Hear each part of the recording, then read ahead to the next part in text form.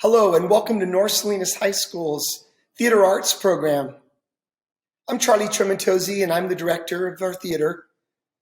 I am so excited to share with these students the wonderful successes that we've had over the last few years.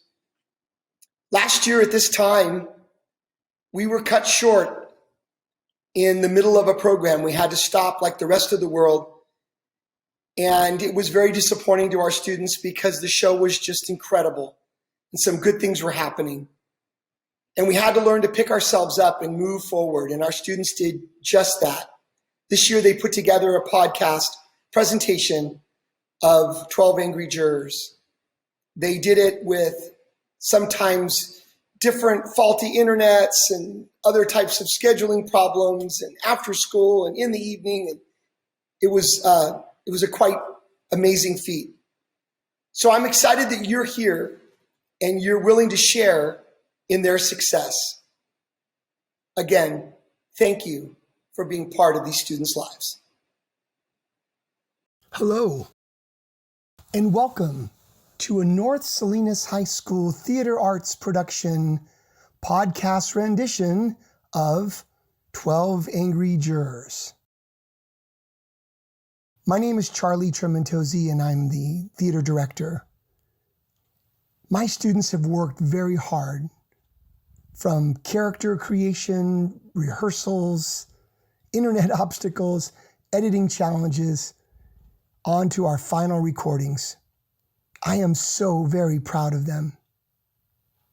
Now, this production has withstood the test of time as it speaks to our American beliefs of justice and mercy. Imagine then, on the screen of your mind, a courtroom scene with the area or a box in the foreground, 12 members of a jury.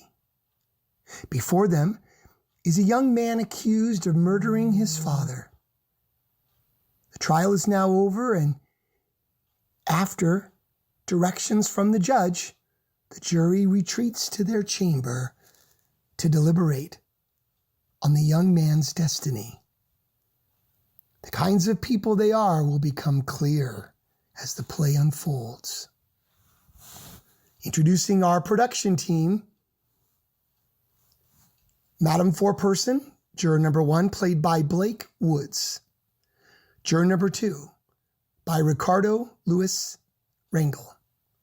Juror number 3, Tyler Bathsky. Juror number 4 is played by Ivan Garcia. Juror number 5, Alyssa Bathsky. Juror number 6, Nieli Cuevas. Juror number 7, Michael Dubisi. Juror number 8, Zoe Blankenship.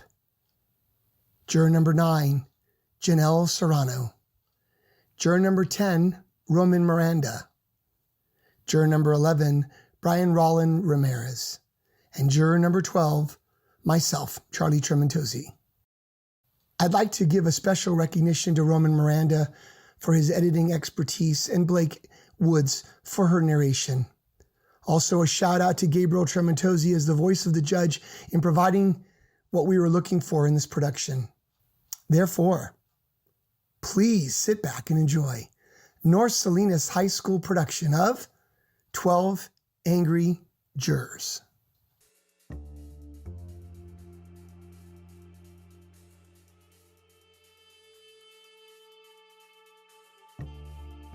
Juror number 1, aka Foreperson. A small, petty woman who is impressed with the authority she has and handles herself quite formally. Not overly bright, but well-read. Juror number 2. A meek, hesitant man who finds it difficult to maintain any opinions of his own. Easily swayed and usually adopts the opinion of the last person to whom he has spoken. Juror number 3. A very strong, very forceful, extremely opinionated man, within whom can be detected a streak of sadism. He is a humorless man who is intolerant of opinions other than his own, and accustomed to forcing his wishes and views upon others. Juror number 4. Seems to be a man of wealth and position. He is a practiced speaker who presents himself well at all times. He seems to feel a bit little above himself than the rest of the jurors. His only concern is with the facts in this case, and he is appalled at the behavior of the others. Juror number 5, naive, very frightened young lady who takes her obligations in this case very seriously, but she finds it difficult to speak up when her elders have the floor. She is streetwise, and she's from a poor background, but she's very successful. Juror number 6, an honest, dull-witted man who comes upon his decisions very slowly, but carefully. A man who finds it difficult to create positive opinions, but who must listen to and digest and accept those opinions offered by others, which appeal to him most. Juror number 7, a loud, flashy-handed salesman type who has more important things to do than sit in a jury. He's quick to show temper, quick to form opinions on things at which he knows nothing about. He's a bully, and of course he's a coward. Juror number 8, a quiet, thoughtful, gentle lady, an intelligent woman who sees all sides of every question and constantly seeks the truth. A woman of strength, tempered with compassion. Above all, she wants justice to be done and will fight to see that it is. Juror number 9, a mild, gentle old woman, long since defeated by life and now merely waiting to die. A woman who recognizes herself for what she is and mourns the day when it would have been possible to be courageous and independent without shielding herself behind her many years. Juror number 10, an angry, bitter man. He is a man who antagonizes at almost every side. A bigot who places no values on any human life except his own. A man who has been nowhere and is going nowhere, and deep down he knows that. Juror number 11, a refugee from Russia who has come to this country in 1991. A man who speaks with an accent and who is ashamed humble, almost subservient to the people around him, but who will honestly seek justice because he has suffered through so much injustice. Juror number 12, a slick, bright advertising man who thinks of human beings as terms of percentages, graphs, and polls, and has no real understanding of people.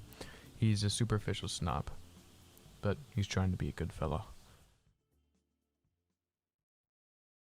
12 Angry Jurors by Reginald Rose. Act 1. Yes, I remember that day. I was juror number 1 for those 3 days in August. No one wanted the job, so I took it. I had been on a jury before, so maybe that is why I felt okay with it. Yet I must say, this was the strangest thing I ever saw in a case. No, I'm not talking about the court or trial, but what came after. The case was of a young 18-year-old boy who was on trial for murdering his father. He sat in the courtroom each day with a blank stare and hardly seemed to notice what was happening around him. I felt sort of sorry for him, but the evidence was so strong against him. To make matters worse, the trial ended on the hottest day that month, and we were all sweaty and irritated. The air conditioner was not working either. Well, anyway, this story begins as the 12 of us jurors sat in that jury box, listening intently to the voice of the judge. I remember that he spoke in slow, measured tones, and his voice was rather grave and stern. Ladies and gentlemen of the jury, this case carries a possible sentence of murder in the first degree. Premeditated homicide is the most serious charge tried in our criminal courts. You've heard a long and complex case, and it is now your duty to try and separate the facts from the fiction. One man is dead. The life of another is at stake. If there is any reasonable doubt in your minds as to the guilt of the accused, then you must declare him not guilty. If, however, there is no reasonable doubt, then he must be found guilty. Whichever way you decide, the verdict must be unanimous. I urge you to deliberate honestly and thoughtfully. You are faced with a grave responsibility. You must now go on to deliberate. The bailiff will show you out. So we get in the room, which is small and just enough room for the table, chair, and a small restroom. We start to make small talk and find our seats. Of course, I let everyone loosen up before I started it all.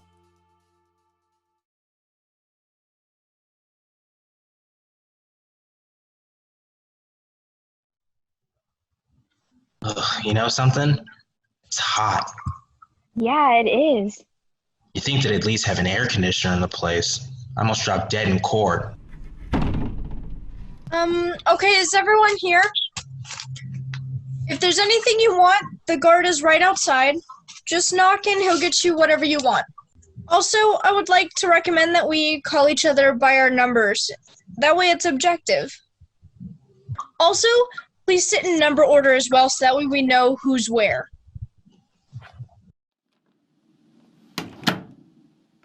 I never knew they lock a door. Of course they do. What do you think? I don't know. It just never occurred to me, okay? 6 days. They should have finished this in 2. Talk, talk, talk. Did you ever hear so much talk about nothing? Well, I guess they're entitled. Everybody gets a fair trial. That's the system. I suppose you can't say anything against it. Hey, how'd you like that business about the knife? Did you ever hear or phone your story? Well, look, you gotta expect that. You have to expect them to lie. Yeah, I suppose. Hey, what's the matter? You got a cold? Yeah, it's a Lulu. These hot weather colds can kill you. Alright, everyone, let's take our seats. Right, this better be fast. I've got tickets to see Hamilton tonight. I must be the only guy in the whole world who hasn't seen it yet. Okay, 4-person, let's start the show. How about sitting down? The woman at the window? Huh? How about sitting down? Oh, I'm sorry. Number 6. It's tough to figure, isn't it? A kid kills his father. Zing. Just like that. Well, it's the element when you let these kids run wild. Maybe it serves them right. What? It serves who right? Forget it. Wait a minute, is everyone here? I think the old lady's in the bathroom still.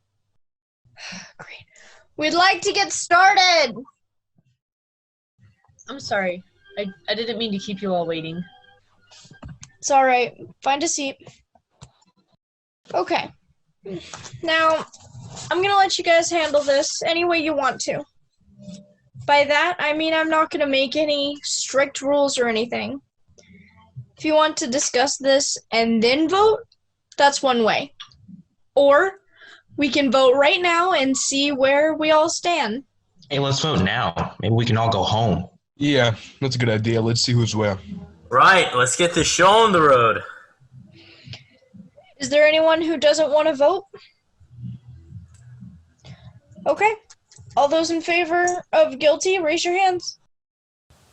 At this point, 7 or 8 hands popped up immediately. Several others also joined, but more slowly.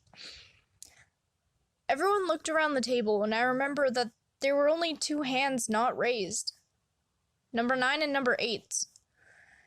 Number 9's hand finally went up slowly after she looked around the table just before I had counted. Yep. 2, 3, 4, 5, 6, 7, 8, 9, 10, 11. Okay, that's 11 for guilty. How about not guilty? 1. Right, okay. 11 to 1 in favor of guilty. Now we know where we all stand.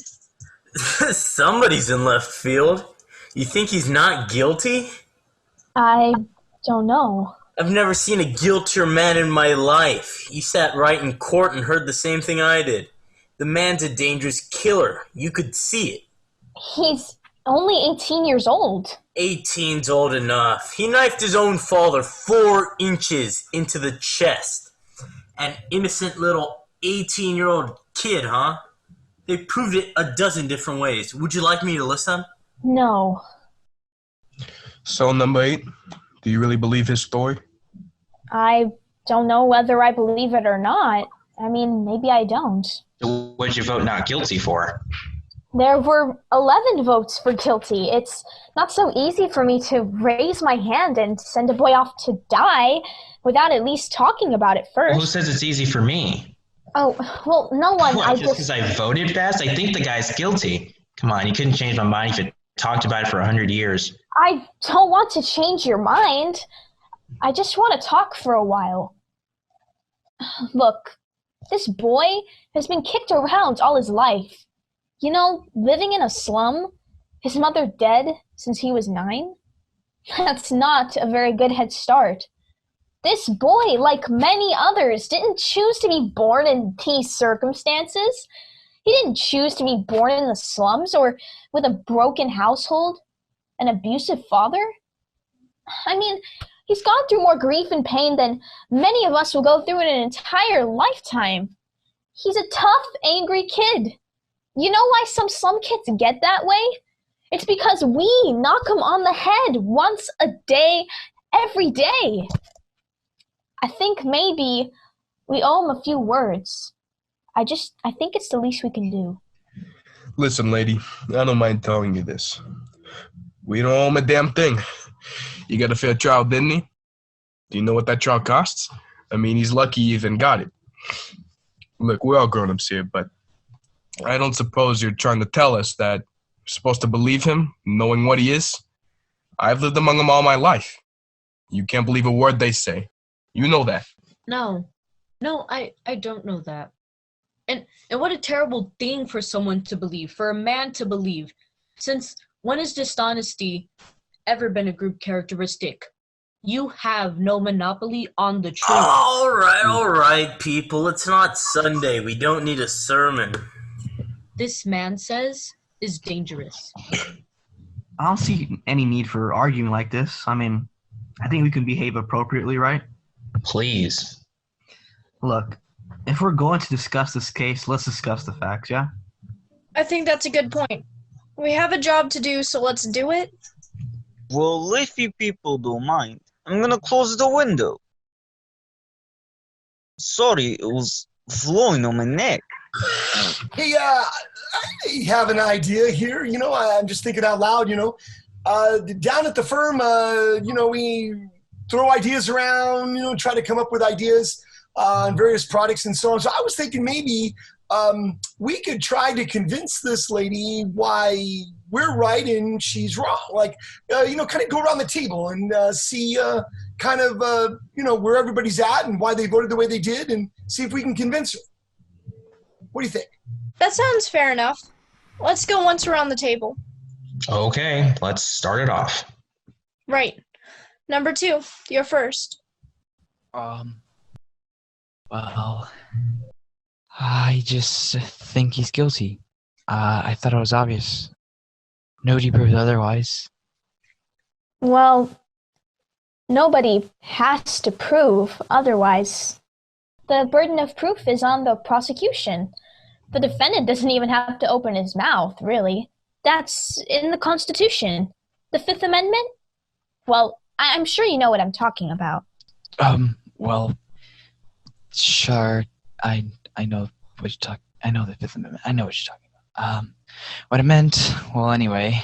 I think he's guilty. I just think he's guilty. Okay, let's get to the facts. Number 1, let's take the old man who lived on the second floor right underneath the room where the murder took place. At 10 minutes after 12 on the night of the killing, he heard loud noises in the upstairs apartment. He said it sounded like a fight. Then he heard the kid say to his father, "I'm gonna kill you." A second later, he heard a body falling. He ran to the door of his apartment, looked out, and saw the kid running down the stairs and out of the house. So he called the police. They found the father with a knife in his chest. And the coroner did fix the time of death at around midnight. Right. Now what else do you want? Well, the boy's entire story is flimsy. I mean, he claimed he was at the movies. That's a little ridiculous, isn't it? I mean, he can't even remember what movie he saw. That's right. Did you hear that? You, sir, are absolutely right. Look, what about the woman across the street? If her testimony don't prove it, then nothing does. Yeah, that's right. I think she saw the killing, right? Didn't she? Let's go in order. Just a minute here for a person. Here's a woman who's lying in bed and can't sleep. It's hot, you know. Anyway, she looks out the window and right across the street, she sees the kid stick the knife into his own father. She's known the kid all his life. His window is right opposite of hers, across the L track, and she swore she saw him do it. Through the windows of a passing elevated train? Okay, and they proved it in court that you could look through the windows of a passing L train at night and see exactly what happens on the other side. They proved it. I'd like to ask you something. How come you believed her? I mean, she's one of them too, isn't she? You're a smart one, aren't you? Just shut up already. At least I ain't got no mindless bleeding heart like you. Okay, now take it easy. Come on, relax. What you letting her get you all upset for? Look, let's just calm down. Number 5, it's your turn. Oh, I'm sorry. I'd like to pass. Can I pass? Thank you. You can. How about you, number 6? I don't know. I started to be convinced, with the testimony from the people across the hall. Didn't they say something about an argument between the father and the boy around 7 o'clock that night? I mean, I can be wrong. Well, I think it was 8 o'clock, not 7. That's right, 8 o'clock. They heard the father hit the boy twice and then saw the boy walk angrily out of the house. What does that prove? Well, it doesn't exactly prove anything. It's just part of the picture. I didn't say it proved anything. It just seems strange. Is there anything else? No, I'm done. All right. How about you, number 7? I don't know. Most of it's been said already. We can talk all day about this thing, but I really just think we're wasting our time. Just look at the kid's record. I mean, at 15, he was in reform school. He stole a car. He's been arrested for mugging, picked up for knife fighting. I think they said he stabbed somebody in the arm. He's a common, ignorant thug, but to you, number 8, he's a very fine boy. Ever since he was 5 years old, his father beat him up regularly. I mean, come on, he used his fists. So would I with a kid like that. You're right, it's these kids, the way they are, They just don't listen to you. Look, I've got a kid. When he was 8 years old, he ran away from a fight. I saw him. I was so ashamed. I told him right out, I'm gonna make a man out of you. I'm gonna bust you up into little pieces trying. When he was 17, he hit me in the face. He's a big kid, I haven't seen him for 3 years. That run, kid, you worked your heart out for him. Just, let's just get on with it. Look, we're missing the point here. This boy, let's say he is a product of a filthy neighborhood and a broken home. I mean, we can't help that. I mean, we're not here to go into reasons why slums are potential breeding grounds for criminals, but they are. I mean, you know what? I mean, let's be honest. The children who do come out of some backgrounds, they are potential menaces to society. Number 4, you said it right there. I mean, I don't want any part of them, believe me. Well, I've lived in a slum all my life, number 10. Oh, that's not what I meant. Come on. Hard. I used to play in a backyard that was filled with garbage. After bathing, you could still smell it on me, but there was nowhere else to go, so, I mean, I don't blame the kid for some of the things he did with what he had to put up with on the streets. I mean... Let's be reasonable. There's nothing personal here. There is something personal. My little brother was an honest guy. He got caught in a fight he didn't start and got hauled off for it anyway, just for being a slum kid. So yes, there is something personal. This creep keeps making it personal. Come on now. He didn't mean you, sweetheart. Let's not be so sensitive. Yeah. Well, I can understand the sensitivity. Well, I am judged by my accent all the time, having to deal with strange looks and mockery left and right. People think I'm stupid because I'm not from this country. All right, I want to stop the bickering. We're wasting time. It's your turn, number 8. All right. I had a peculiar feeling about this entire trial. Somehow I felt that the defense counsel never really conducted a thorough cross-examination. I mean, he was appointed by the court to defend the boy, and he hardly even seemed interested. Too many questions were left unasked. What about the ones that were asked? For instance, let's talk about that cute little switchblade. You know, the one that fine, upright kid admitted to buying. All right, let's talk about it. As a matter of fact, let's get it in here and look at it. I'd like to see it again, foreperson. We already know what it looks like. I don't see why we have to look at it again. What do you think, number 4? I mean, she has a right to see evidence. As you wish, m'lady. Number 8, this knife is a pretty strong piece of evidence. Don't you agree? I do. The boy admits going out of his house at 8 o'clock after being slapped by his father, correct? Or punched. Or punched. He went to a neighborhood store and he bought a switch knife. The storekeeper was arrested the following day when he admitted selling it to the boy. It's a very unusual knife. The storekeeper identified it and said it was the only one he had in stock. I mean, why did the boy get it? As a present for a friend of his, he says. Am I right so far? Right. You bet he's right. Now you all better listen to this man. He knows what he's talking about. Next, the boy claims that on the way home, the knife must have fallen through a hole in his coat pocket, that he never saw it again. Now there's a story. You know what actually happened. The boy took the knife home, and a few hours later, he stabbed his father with it. I mean, he even remembered to wipe off the fingerprints. Everyone connected with the case identified this knife. Now, are you trying to tell me that someone picked it off the street and went to the boy's house and stabbed his father with it just to be funny? No, I'm saying that it's possible that the boy lost the knife and that someone else stabbed his father with a similar knife. It's possible. Take a look at that knife. It's a very strange. Personally, I've never seen one like it in my life, and neither had the storekeeper who sold it to him. Aren't you trying to make us accept a pretty incredible coincidence? I'm not trying to make anyone accept it. I'm just saying it's possible. And I'm saying there's no way it's possible. Oh gosh. How? What are you trying to do here? Yeah, what is this? Who do you think you are? Look at it. It's the same knife. Quiet. Let's be quiet. Where'd you get Now. it? I got it last night in a little junk shop right around the corner from the boy's house. And it only cost $2. Now you better listen to me. You may have think you've pulled a real smart trick here, but you've proved absolutely zero. Maybe there are 10 knives like that, so what?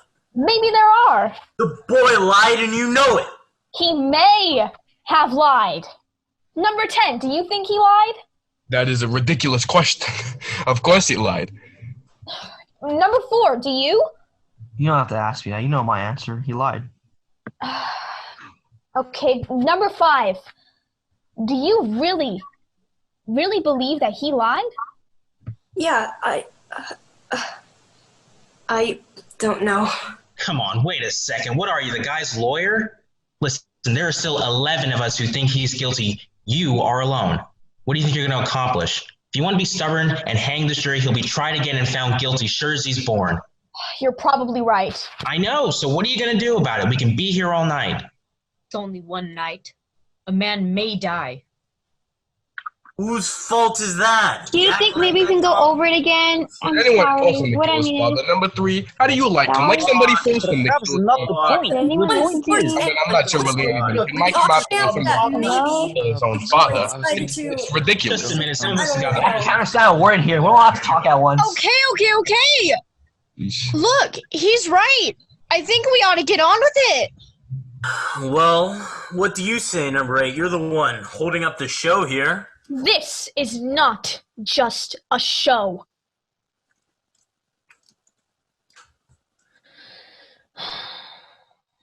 Okay. I've got a proposition to make. I want to call for a vote. I want 11 of us to vote by secret ballot. I will abstain, and if there are still 11 votes for guilty, I won't stand alone. I swear, we'll take in a guilty verdict right now. Now you're talking. Let's do it. That sounds fair. Yeah. Is everyone agreed? Yeah. Good. Pass these along.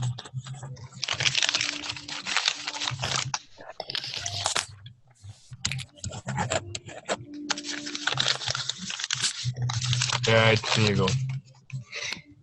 Could you pass this? Thank you. All right. Here. Thank you. Guilty. Guilty. Guilty. Guilty. Guilty. Guilty. Guilty. Guilty. Not guilty. Guilty. Now, how do you like that? Who was it? I think we have a right to know. Excuse me. This was a secret for life. We agreed on this point, no? Well, if the person wants it to remain secret. What do you mean? There are no secrets in here. I know who it was. Number 5. What's the matter with you? Me? You come in here and you vote guilty. Wait. This slick preacher starts to tear your heart out with stories about a poor kid who couldn't help becoming a murderer. So you change your vote. If that isn't the most... Okay, knock it off. Knock it off. We're trying to put a guilty man into the chair where he belongs. Yeah. And all of a sudden we're paying attention to fairy tales. Now just a minute. Please, I would like to say something here. I have always thought that a man was entitled to have unpopular opinion in country. I should not have the same privileges you have, and sometimes I feel like you take it for granted. This is the reason I came here. I wanted to have the right to disagree. In my own country. Well, I'm ashamed to say that. What do we have to listen to now? The whole history of your country? Yeah, let's stick to this subject. Number 5, I want to ask you what made you change your vote. Well, there's nothing for her to tell you. She didn't change her vote. I did. Maybe you'd like to know why. Number 9, we would not like to know why. She wants to talk, so let her. Thank you. Mm-hmm. This young lady here, she chose to stand alone against us, and that is her right. It takes a lot of courage to stand alone against something, even if you believe in it very strongly. She left the verdict up to us, and she gambled for support. And so I gave it to her. And this is pretty interesting. I want to hear more. So the vote now is 10-2. That's fine. If the speech is over, let's go on. Look, sweetheart, I was a little excited. You know how it is. I didn't mean to get nasty. I meant nothing personal by it. Don't call me sweetheart. Look, number 8, supposing you answer me this. If the kid didn't kill him, then who did? As far as I know, we're supposed to decide whether or not the boy on trial is guilty. We're not concerned with anyone else's motives here. Guilty beyond a reasonable doubt. This is an important thing to remember. Everyone's a lawyer. Supposing you explain what your reasonable doubts are. Well, it's not that easy. Well, so far it's only a feeling I have. Just a feeling. Perhaps you don't understand. A feeling. Did you say feeling? What are we going to do now? Spend the night talking about your feelings. What about the facts? Bingo. Look, the old man heard the kid yell, "I'm gonna kill you." A second later, he heard the father's body falling and he saw the boy running out of the house 15 seconds after that. Yeah, that's right. And hey, let's not forget the woman across the street. She looked into the open window and saw the boy stab his father. She saw it. Now, if that's not enough for you... It's not enough for me. How do you like her? It's like talking to a dead phone. Look, the woman saw the killing through the windows of a moving elevated train. The train had 5 cars, and she saw it through the windows of the last 2. I mean, she remembers the most insignificant details. Well, what have you got to say about that? I don't know. It doesn't sound right to me. Well, supposing you think about it. Hey, number 12, lend me your pen. Here you go.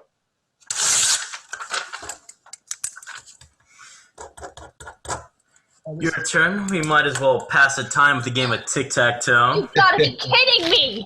Now wait a minute! What is this, just a game to you? What kind of a person are you?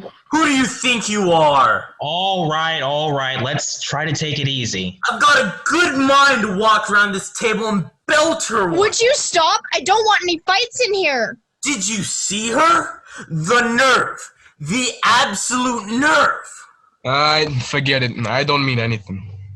Hey, how about sitting down?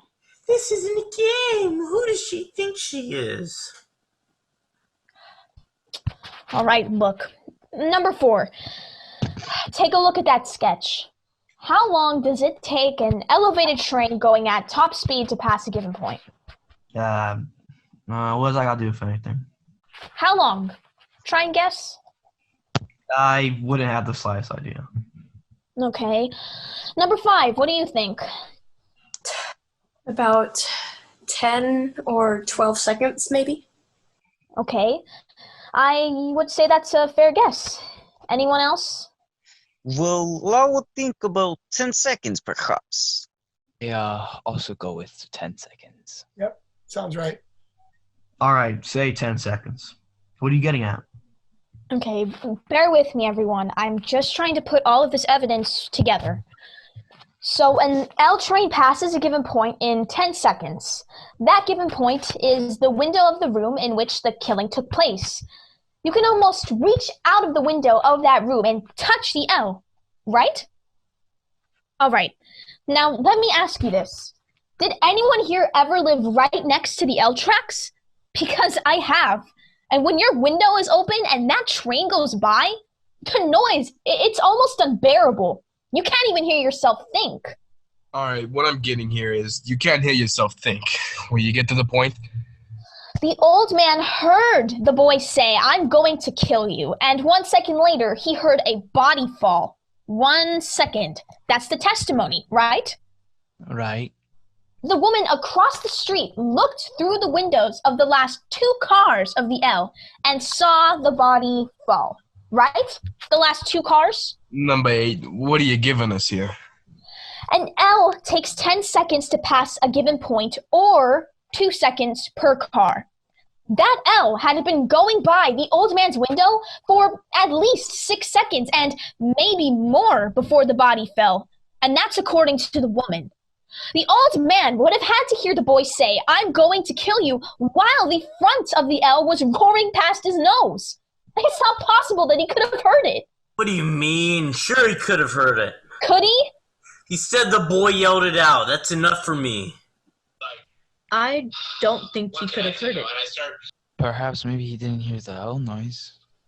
What are you people talking about? Are you calling the old man a liar? Well, that's what it's looking like. You're crazy. You're all crazy. Why would he lie? What has he got to gain from it? Attention, maybe? You, number 9, you keep coming up with these brilliant sayings. Where did you get this one? Your horoscope, Nostradamus? You really should put that one on a shirt, a bright red arrow just calling for attention. People would go crazy for Come those. on, would you knock it off? Number 9, why might the old man have lied? You do have a right to be heard. It's just that I looked at him for a really long time, and the seam of his jacket right under the armpit, it was split open. Did you notice that? An old man wearing a torn jacket, and he also carried a pair of canes. So I think I, of all people here, know him better in this room. He didn't really talk much. Seemed probably quiet, frightened, insignificant man. He seems like he's never been nothing all his life. And who's never had any recognition, his name in the newspaper, nothing. Nobody knows him after about 75 years living in the slums. It's a very sad thing. A man like this feels the need to be recognized, to be questioned, quoted just once, so this could have been something important to him. And you're saying that he lied about a thing like this because he wanted to be important? Well, no, he wouldn't really lie, but he'd make himself believe that he heard those words and that he had recognized the boy's face leaving. Well, if that isn't the most fantastic story I've ever heard, how can you make up a thing like that? What do you know about it? I didn't make it up. I speak from experience from my late husband.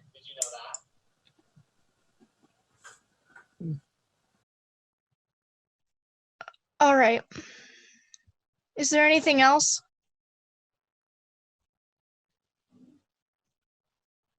Does anybody want a cough drop? Let's get on with it. You know what? Sure, I'll take one. Thanks. Now, there's something else I'd like to point out here. I think we proved that the old man could not have heard the boy say, "I'm going to kill you," but supposing he really did hear it. This phrase, how many times has each of you used it? Probably hundreds.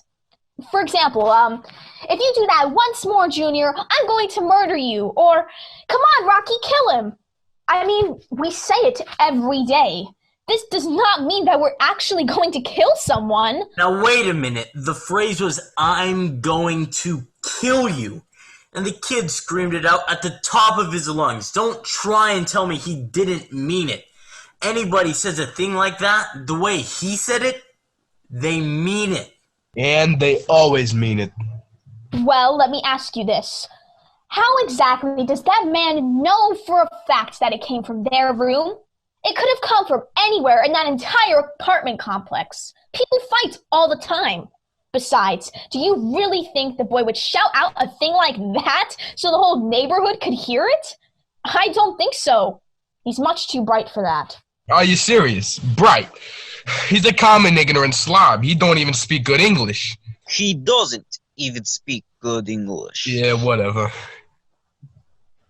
Foreperson, I'd like to change my vote to not guilty. Are you sure? Yes, I'm sure. All right. The vote is now 9-3 in favor of guilty still. If that isn't the end. Number 5, what are you basing it on, huh? Stories this lady's making up? She had to write for American Detective Monthly. She'd make a fortune. Listen, the kid had a lawyer, didn't he? Why didn't his lawyer bring up all these points? Trust me, lawyers can't think of everything. Oh, brother, you number 8. You sit here and you pull these stories out of thin air. Now we're supposed to believe that the old man didn't get up out of bed, run to the door, and see the kid beat it downstairs 15 seconds after the killing. You're saying he only said it to be important. Wait, did the old man say that he ran to the door? What's it matter? Ran, walked, what's the difference? He got there. Well, I don't remember what he said, but I don't see how he could run. He said he went from his bedroom to the front door. That's enough, isn't it? Where was his bedroom again? He was down the hall somewhere. I thought you remembered everything. Don't you remember something like that? No. Foreperson, I'd like to take a look at the diagram of the apartment. Why don't they just have them run the whole trial over for you so you can get everything? Foreperson, if you don't mind. Already on it. Alright, what's this for? How come you're the only one in the room that wants to see exhibits all the time? Well, actually, I'd like to see this one too. And I want to stop wasting time! If we're going to start wading through all that nonsense about where the body was found. We're not. We're going to find out how a man who's had 2 strokes in the past 3 years and who walks with a pair of canes can get to his front door in only 15 seconds. He said 20 seconds. Said 15. Well, how does he even know how long 15 seconds is? You can't judge that kind of a thing. No, he said 15. And he was very positive about it. He's an old man. You saw him. Half the time he was confused. How could he be positive about anything? I mean... Part 2. I had stared at juror number 3 for a long time. I can assume he was extremely embarrassed. I know that it's not fun to have eaten your own words like that. I remember my grandfather used to call it the deep dark pit, because it is so hard to dig yourself out of a lost argument and slip up like that. I have to say, though, that juror number 8 was amazing to watch and listen to, as she had a keen insight on this. I admired her for standing up for herself the way she did.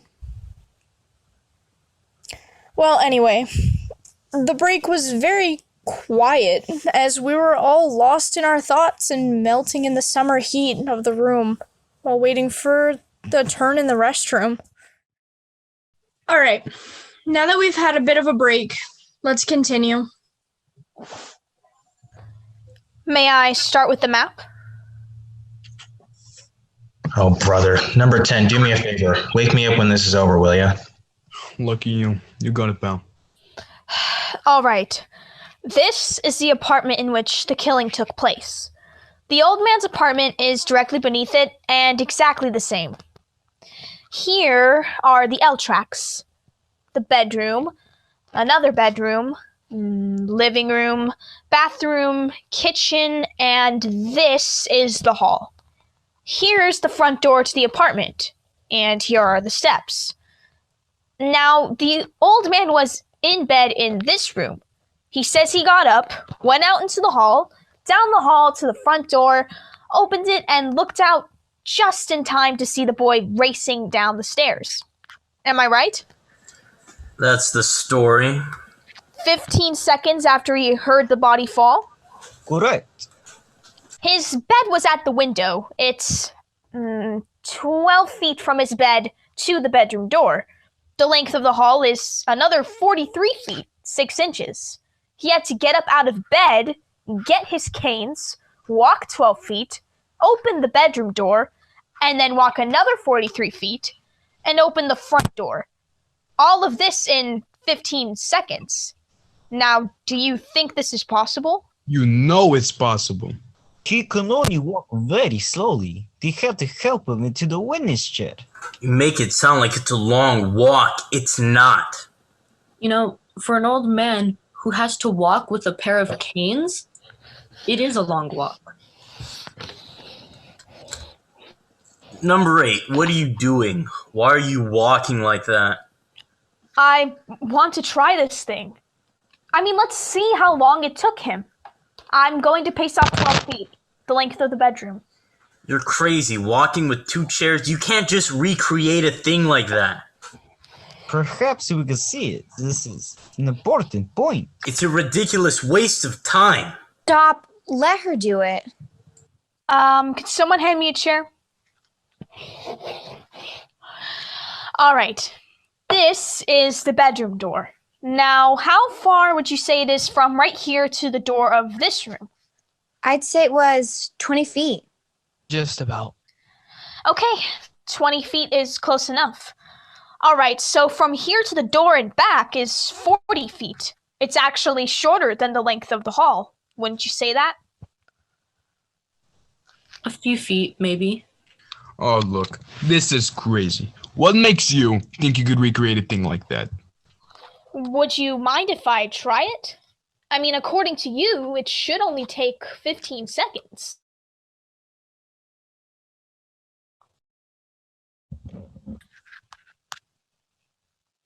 I can. Great. When you want me to start, stamp your foot. That will be the body falling. And then time me from there. And let's say he keeps his canes right at his bedside. All right? All right. Okay. I'm ready.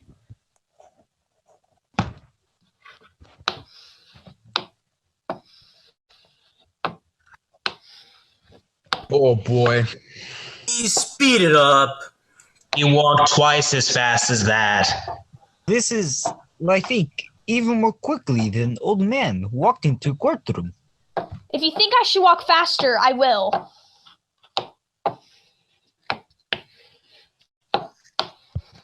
And stop.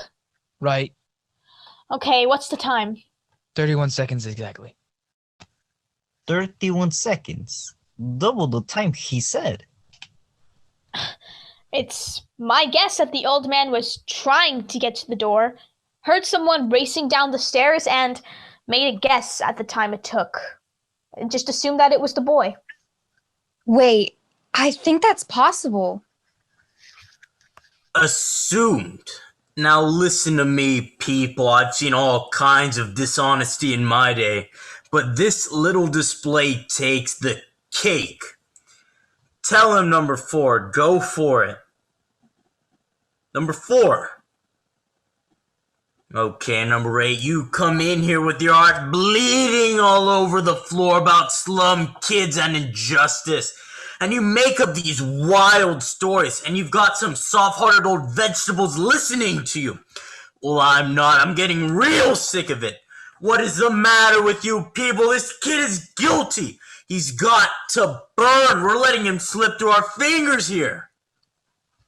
Our fingers? Are you his executioner? Oh, I'm one of them.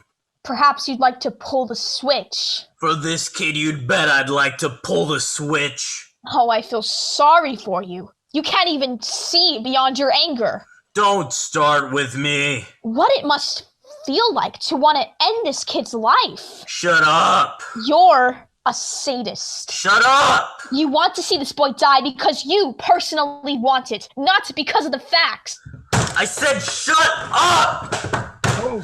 Let me go. Don't even touch her. Calm down. You don't really mean you'll kill me, do you? Get off of me. Number 3 had glared so angrily at 8. The rage was bursting from his eyes, and he was still being held down by 2 of the jurors. There had been a long pause after he shook loose and turned away. He had walked to the windows, and the other jurors just stood around the room, and they were shocked by this display of anger, and so was I. The strange silence was there until the door opened and the guard had entered the room from all the noise. Is there anything wrong, folks? I heard some noise. Are you all okay? No, there's nothing wrong, officer. You know what? Here, you can take that back. We don't need it anymore.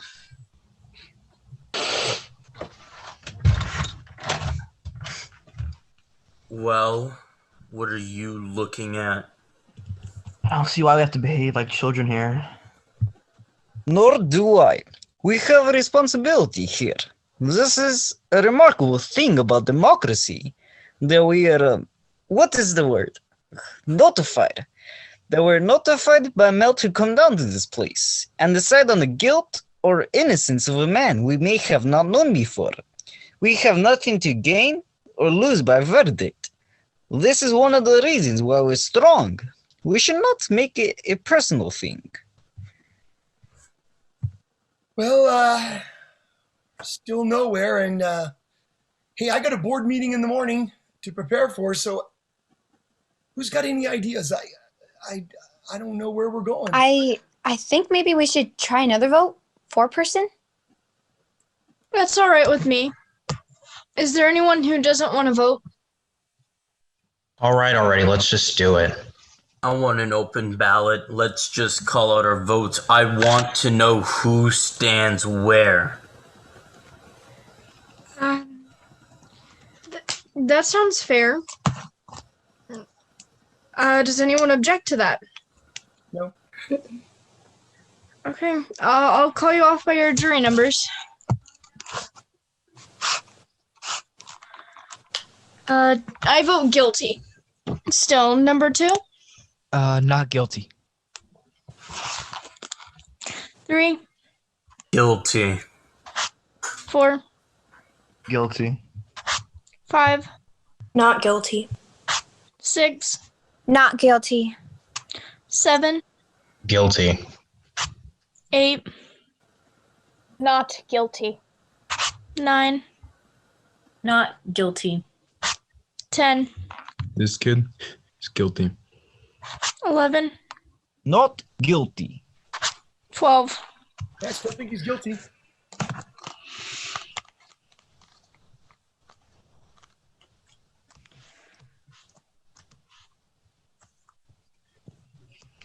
I'll tell you something. The crime is being committed right here in this room. The vote is 6-6. I'm ready to walk into court right now and declare a hung jury. There's no point in this going on anymore. You know what? I go for that too. Let's just take it into the judge and let the kid take his chances with another 12 people. Bro, you mean you still don't think there's room for reasonable doubt? No, I don't. Well, I beg your pardon. Maybe you don't understand the term reasonable doubt. What do you mean I don't understand it? Who do you think you are? Do you think you can talk to me like that? How do you like this guy, huh? He comes over here running for his life, and before he can even take a big breath, he's telling us how to run the show. The arrogance of him. Wait a second. Nobody around here is asking where you came from. I was born right here. Or where your father came from. Maybe it wouldn't hurt us to take a few tips from people who come running here. Maybe they learn something we don't know. We're not so perfect. I mean, Please, I'm used to this. It's all right. Thank you. it's not all right. Okay, I apologize. Is that what you want? That's what I want. All right, look. Let's stop the arguing. Who has got something constructive to say here?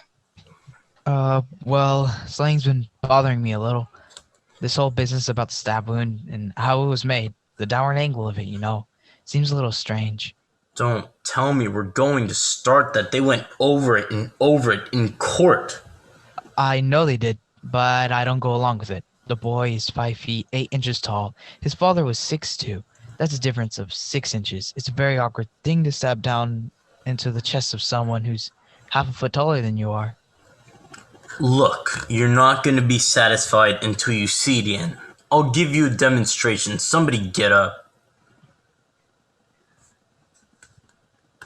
All right.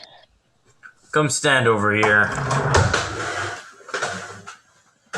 Let's see, the father was probably right there. The kid was right here. Let's see, the kid was shorter, so I'll crouch down. Okay, now watch.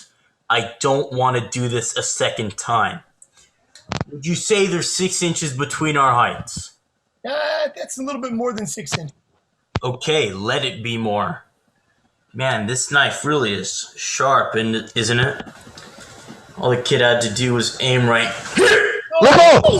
Stop! Down. Funny. What's the matter with you? You actually almost stabbed her. Now just calm down. Nobody's hurt, are they? No. Nobody's hurt. All right, there's your angle. Take a good look at it. Down and in. That's how I'd stab a taller man in the chest, and that is how it was done. Take a look at it and tell me that I'm wrong. Down and in. I guess there's no argument. Number 6. Did you ever stab anyone? No, of course not. Number 3. Did you? All right, let's not be silly. Did you? No, I haven't. Then where do you get all your information about how it's done? What do you mean? It's just common sense. Have you ever seen a man get stabbed? No. All right, I want to ask you something. The boy was an experienced knife fighter. He was even sent to reform school for knifing someone. Isn't that so? Yep, that's right. Okay, then look at this. You see this motion? Doesn't it just seem like an awkward way to handle a knife? What are you asking me for? Wait a minute. Give me that. What's the matter with me? Have you ever seen a knife fight? Yes, I have. From my stoop, in the vacant lot across the street, in my backyard. Too many of them. Switch knives came with the neighborhood where I lived. Police couldn't do much. Fights were usually over before they could get to them. Sorry I didn't say anything earlier. Guess I've been trying to forget the darn things. Anyone who's ever used a switch knife never would have stabbed downward. You don't handle a switch knife that way. You use it underhanded. Then he couldn't have made the kind of wound which killed his father. No, he wouldn't have. Not if he'd ever had any experience with switch knives. I don't believe it. Yeah, me neither. You're giving us a lot of mumbo jumbo here. Number 12, what do you think? Well, I don't know. I. What about you, number 7? Listen, I'll tell you something. I'm a little sick of this whole thing already. We're getting nowhere, and we're getting nowhere fast, so let's just break it up and go home. I'm changing my vote to not guilty. You're what? You heard me. I've had enough. What do you mean you've had enough? That's not an answer. Well, I think perhaps you're right. This is no answer. What kind of man are you? You have sat here and voted guilty with everyone else because there's some theater tickets, burning a hole in your pocket. Now you have changed your vote for the same reason? Well, I do not think you have the right to play like this with a man's life. This is an ugly and terrible thing to do. Wait a minute, you can't talk to me like that. I can't talk like that to you. If you want to vote not guilty, then do it because you're convinced the man is not guilty. If you believe he is guilty, then vote that way. Or don't you have the guts to do what you think is right? Now listen, I ought to... Is it guilty or not guilty? I told you, not guilty. Why? I don't have to You tell have to you. say it. Why? I don't think he's guilty. I have a reasonable doubt. I want another vote. Okay. I guess by now the quickest way for another vote is a show of hands. Does anyone object to this? Okay. All those voting not guilty, raise your hands. Here. 9. How about those voting guilty? 3. The vote is 9-3 in favor of acquittal. I don't understand how you people can believe this kid. Look, you know this kid and these people always lie. I don't even have to tell you. This is a known fact. These people have no clue what the truth is. And let me tell you this. I can't listen to this. I'm done. As I was saying, these people don't need any big reason to kill someone either. You know, they drink all the time and they fight and boom, someone's lying in the gutter and not a single person is blaming them. That's how these people are. They're all violent, every single one of them. That's how they are. Human life don't really mean anything to these people as it does for us. Listen, I don't understand why you guys are getting up while I'm talking to you. I'm trying to say something important. Hear me out. I'm just trying to get my point across. These people fight and drink all the time. And if someone gets killed, so someone gets killed. Nobody cares over there. These people are messing up our population while we're at it. They breed like rabbits. They really don't care. I told you, this man is dangerous.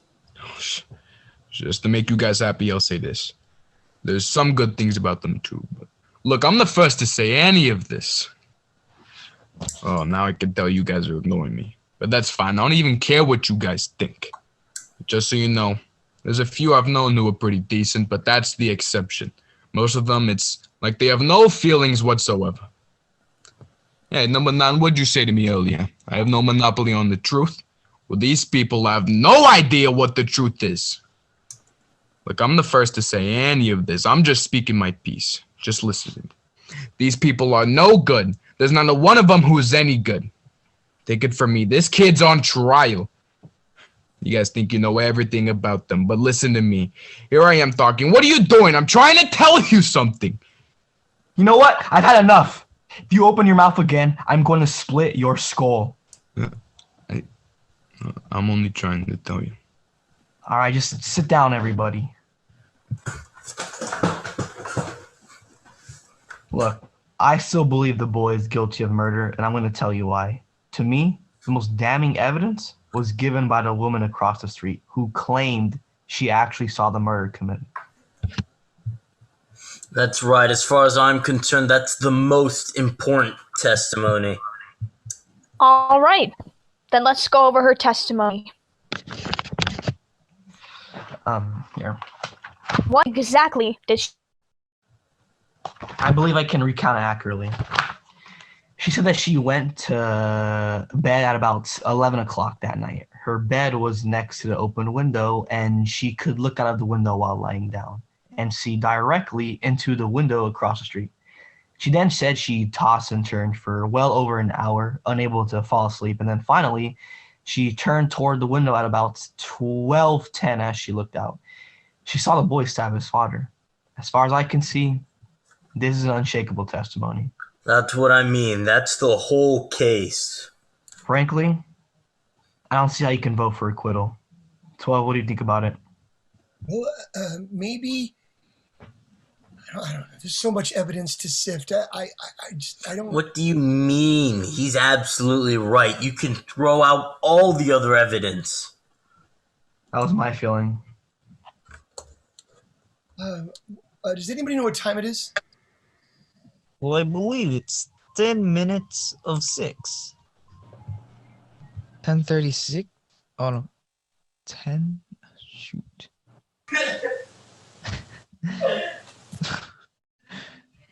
That's right, it's late. You don't suppose they let us go home and finish it in the morning? I've got a sick kid. Not a chance. Excuse me, number 2? Can you see across the room without your glasses? Not clearly. Where's this coming from? Well, I noticed you were squinting while you were cleaning them a minute ago, and, well, look, this may be a dumb thought, but what do you do when you wake up at night and you want to know what the time is? I put on my glasses and I look at the clock. And you don't wear them to bed? Of course not. Nobody wears glasses to bed. Okay, what's all this for? Well, I was thinking, you know the woman who testified that she saw the killing? She wears glasses. So does my grandmother. So what? Your grandmother isn't a murder witness. Guys, look, stop me if I'm wrong. This woman wouldn't wear her eyeglasses to bed, would she?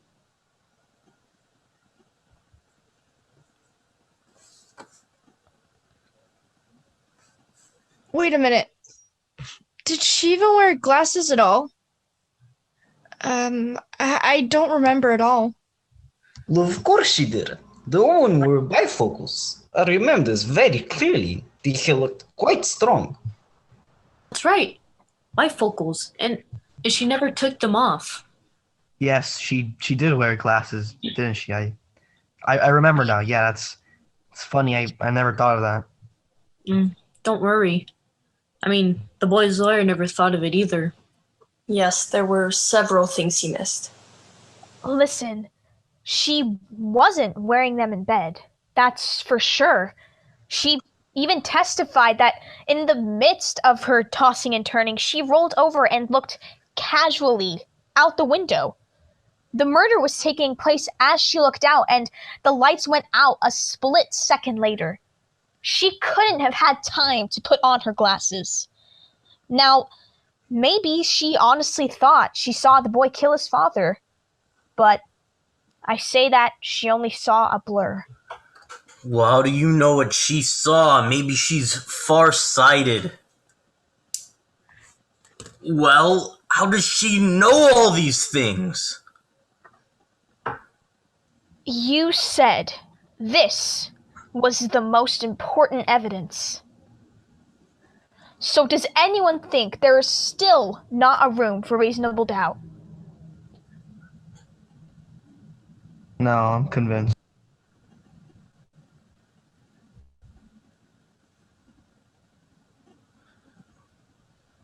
I think the kid's guilty. Does anyone else? Wait, I messed up.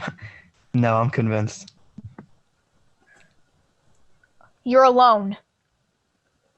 I don't care whether I'm alone or not, I have a right. You have a right.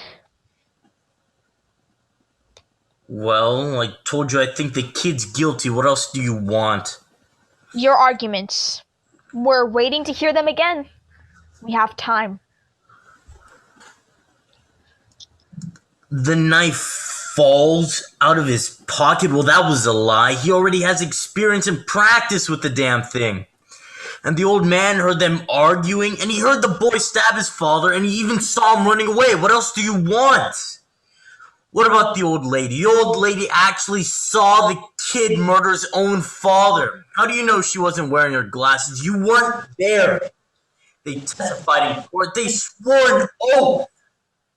There, I gave you my arguments. We're not convinced. Listen, number 4, what's the matter with you? You're the guy. You made all of the arguments. You can't just turn away now. A guilty man is going to be walking the streets. Stay with me, number 4. I'm sorry, but there's a reasonable doubt in my mind. We're waiting. Well, you're not going to intimidate me. I'm entitled to my opinion. My mind is made up. There's nothing we can do about that. Except hope that night, maybe in a few days or months, you'll be able to get some sleep. You're all alone, sweetheart. You know, it takes a good amount of courage to stand alone. How could you be so sure?